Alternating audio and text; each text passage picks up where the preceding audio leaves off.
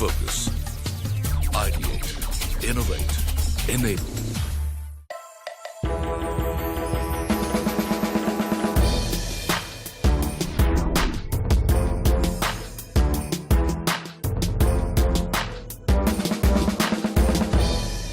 Hello and welcome to another episode of NSE FinViz powered by CNBC TV18.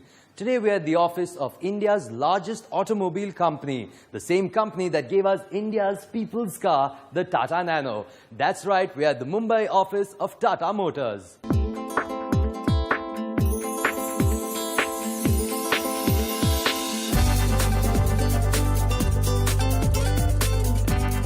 Established in 1945, Tata Motors is India's largest automobile company with its presence in every nook and corner of the country.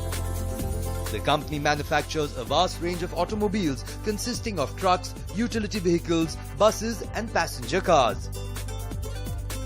This company's product range includes popular vehicles that are widely used by ardent and loyal customers. In January 2008, Tata Motors unveiled the Tata Nano, or the people's car as it's popularly known, that made it to every household that has desired to own a car.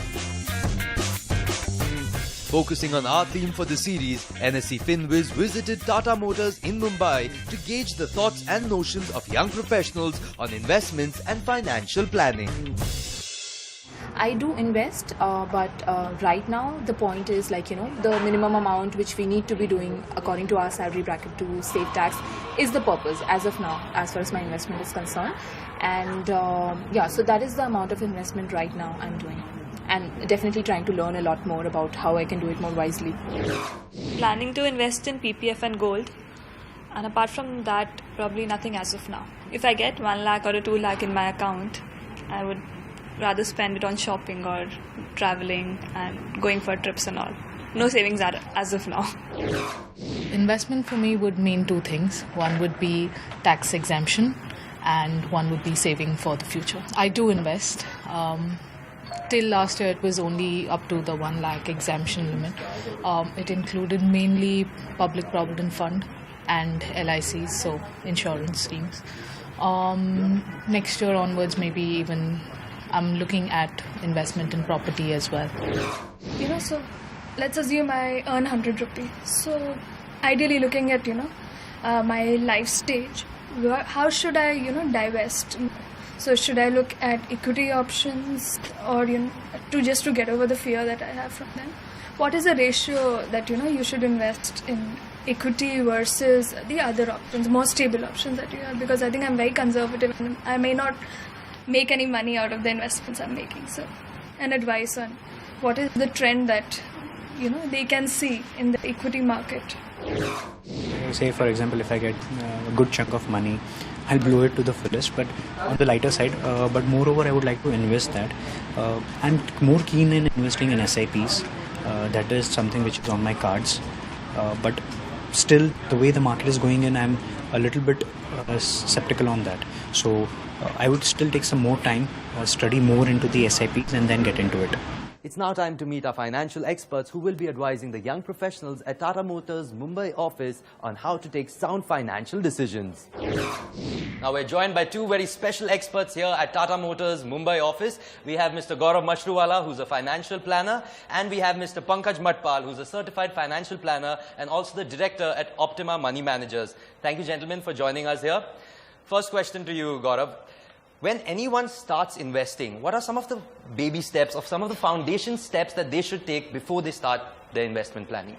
So the first thing that they do is they list down those responsibilities and dreams, what we call as financial goals, for which they want to save and invest money. We all have certain responsibilities and dreams, and it's important to articulate them, because the moment you articulate them, the entire investing process becomes very, very easier, because then you know that these are the goals, when they are likely to occur, and hence what kind of investments, what kind of liquidity do I get in some tax benefit if I save for that.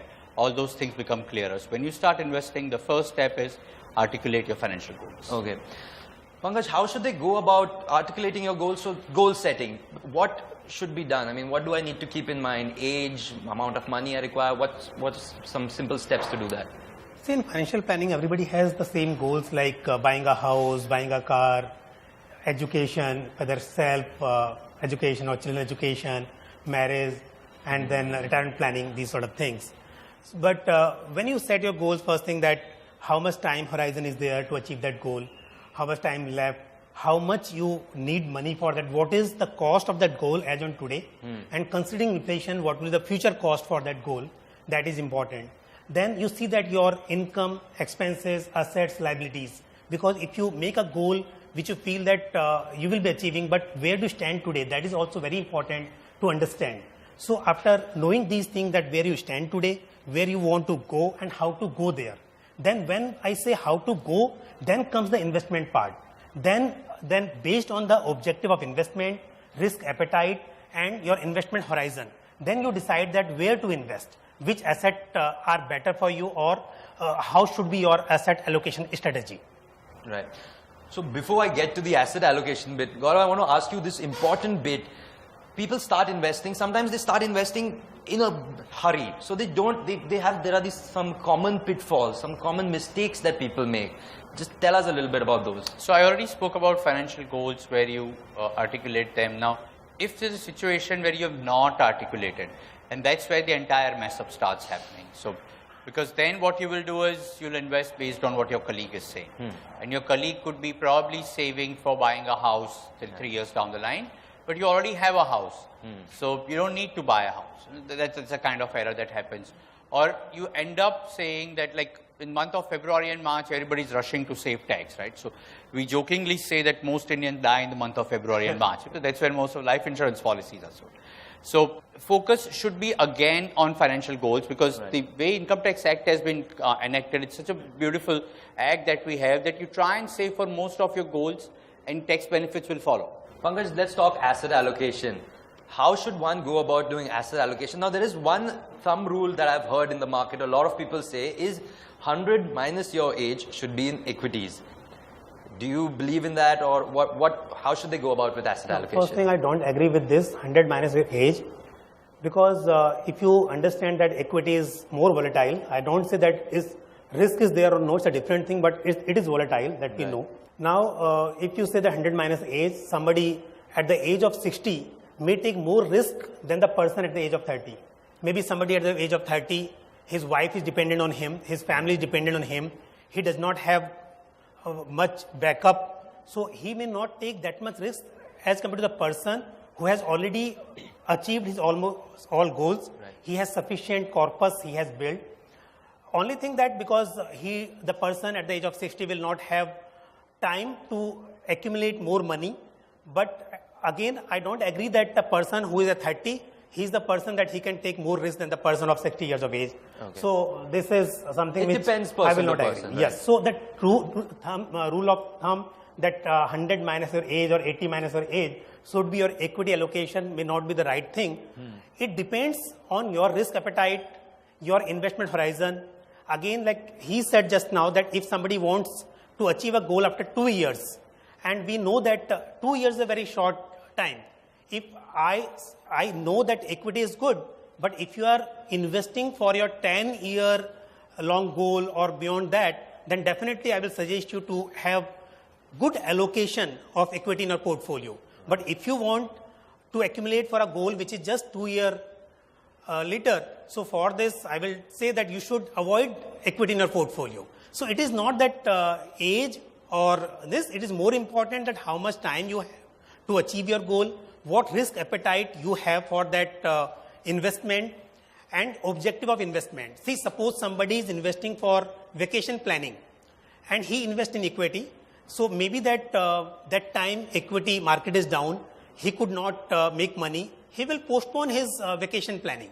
But if somebody is investing for child education, can he postpone that goal? No. So then it depends on what kind of goal you have in your mind for what you are investing. Right. So for vacation planning, buying a car, I think that if I take risk, if I can accumulate money for that car, I will buy. If I can't, I will postpone that goal. There is no problem. But if I'm planning for a daughter's marriage, I'm planning for higher education of child, which cannot be postponed. So in such case, I will try to have some assets in my portfolio which are basically not much volatile. You're watching NSE FinViz powered by CNBC TV 18. We'll be back after this very short break.